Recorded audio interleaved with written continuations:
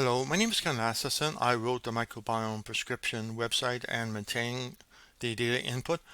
And what I want to do is today is one of two videos. The video is going to be focused on one type of test results and how we get suggestions from it, so you can see the mechanism, as well as giving some comments about strengths, weaknesses. And the second one is going to be on the my preferred type of test, which is a 16S or a shotgun test. So let's go and start. So when you go to the site and you have a upload my samples, and the second video will be dealing with this group of tests, but the first video is what I call older or reduced technology. The main reason is the number of bacteria which is reported in some of these tests is just 7, some's 13, some 40, some 1 to 178, 140. So the amount of bacteria being reported is relatively small.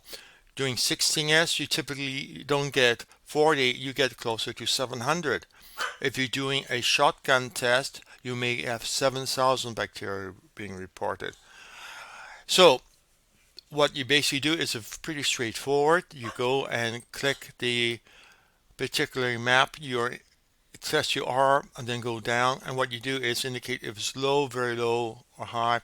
All these are subjective based on the test. Now the fact that it's low or very low, we give more weight, greater weight to very low than to low, etc. But the values tend to be somewhat arbitrary.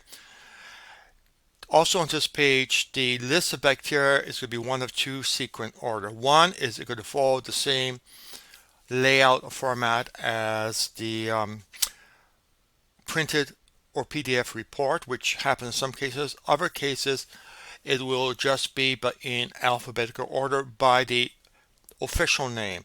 And this is the current official name. And over here on the right are other names which have been used, and many tests use old names, which means you may not find it on this side, but you'll find it over here, in which case just do a Control F and look for whatever name is on the test, and then find it and then mark it. The only thing you want to mark are ones which are high or the ones which are low. So once you have done that, you go in on the bottom, you put in your email address, the date of the test, and the patient thing. So for example, if I go through and say, okay, I have, I'm going to do fake it. I'm going to say I have high Giardia, I have high H. pylori, I have low Bifidol, I have very high E. coli, I have low Lactobacillus, I have low there. So we have a whole bunch of things there. And we go in and put in the date, and today's date is the 3rd. I'm going to just change it to tomorrow. It should be the sample date, so you have it for reference. And you do analysis, which takes you over to a screen which you can go and indicate what you want, and this gives you the full range of choices of things to do. You can also do links. And what I'm going to do is I'm not going to actually go and bother doing it. I'm going to go back to the page here and do a refresh on the page, and there we see today's test results, and I have things here. I'll include commercial probiotics mixtures, and all I have to do is click get suggestions, and I get the suggestions, and this is what we have putting in. And we have an NA there, which is interesting. I need to figure out what's going on here. Probably several things should be happening. A, we could have no information about it, or B, the value went strange for some strange reason. Okay, but in general, you should get a list of what type of test, and then you get suggestions. And down here, you get the things you should be taking, and down here, things you shouldn't be taking. Now I'm going to do a example, and fingers crossed, I'm going to click here, which shows the basis of making these decisions. So it goes and lists things there in terms of what impacts it, and we go down and you can see all of the studies.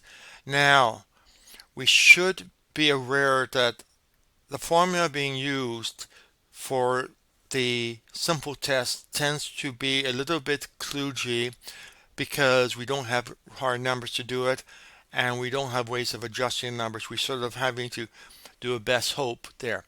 Now if we go back to an earlier example from August and just get suggestions, we get 3 here, and now if I click here, we go through, and when we get to the bottom, we see we have 22 happy suggestions and 2 negative. Now there's a weighing happening, which is how high is it, high, very low, etc. So the value increases the weight we give for one shift for each item. And the second factor comes in terms of the number of studies. So the more studies we have 24 here, the greater the recommendation is. If we go back to this page and goes down to something like grapefruit extract here, we see we're down to just 10 studies, and if you go to the bottom, we see we have 10 all happy, and nothing to do it. You will on occasion get this number for a suggestion being less than this number, and that happens simply because one of the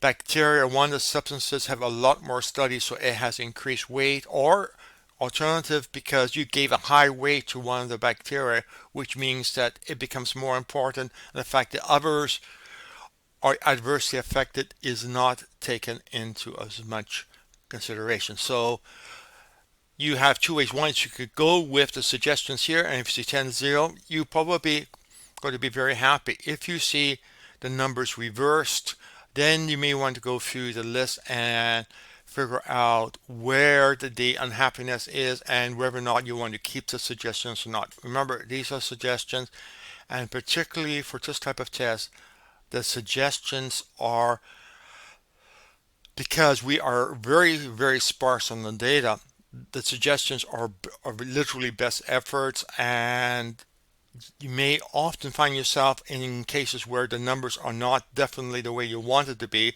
with the positive being high and the adverse being low, to go on. And similarly, where is it? Okay, if you go over here to the negatives, like slippery elm, you see it. This is 2 citations, and both of these suggestions are saying unhappy. It's going to, both of these are impacting one bacteria only, and that's it. So the number of bacteria impact is a factor. Again, this gives you the details of exactly how suggestions are made. So you can check, and in some cases should check, to see whether or not you are in agreement. Again, we are working from not enough data to make pretty solid suggestions. We are doing the best we can, and we are exposing the data we are using so you can make your own judgments call, or your professional can make your own judgment call. So that is basically it. It's a straightforward process. You go through, and there, the number of suggestions can be set here, and generally when you get suggestions over here, my rule of thumb is you want to focus on things which are half at the top value, which means this set here are the ones you want to focus on. The ones you really want to avoid are half the low value, which means we go down to here. And remember this group, and remember, most people naively assume doing things that help is all you have to worry about. No, you have to also make sure you don't shoot yourself in the foot with things. And also some cases you will get some odd combination happening. Like here we have Acumensa municipa. I believe Oh, no, that's not on the list there. So that's basically it. There are interactions happening, and if you want to know more, see the other video. It is far better and far more detailed. Okay, so that takes you through the basic simple. You get the information, which is to me the key thing. Whether or not you agree with how the calculation is done is up to you. You can do your own calculations because you have all the data in front of you. So basically, it is not black book. It's not, oh, trust me, I know what is best, or it works for Joe Smith, so I think it should work for you. No, everything is based on published peer-reviewed studies, which are linked to, so you can check things out yourself. Okay, that's basically it. That's a short introduction, and go to it. The last thing which I got to mention is down at the bottom are probiotics, which has no known impact, adverse impact, in other words, they are safe, in other words, these are balancing acts between one thing or the other. These are things which are positive only, and thereby they are safe to take. The amount of impact may be very small, but there's no known adverse impact with taking the probiotics. So there, in this case, I see there's a tremendous number of single species probiotics. In fact, most of them are, which means that some probiotics mixtures will have could have an adverse effect on you. So keep that in mind. These are the ones which are safe, has no known adverse effect. It will, and go there. If you do a mixture of probiotics, you're doing a bit of a gamble. Okay,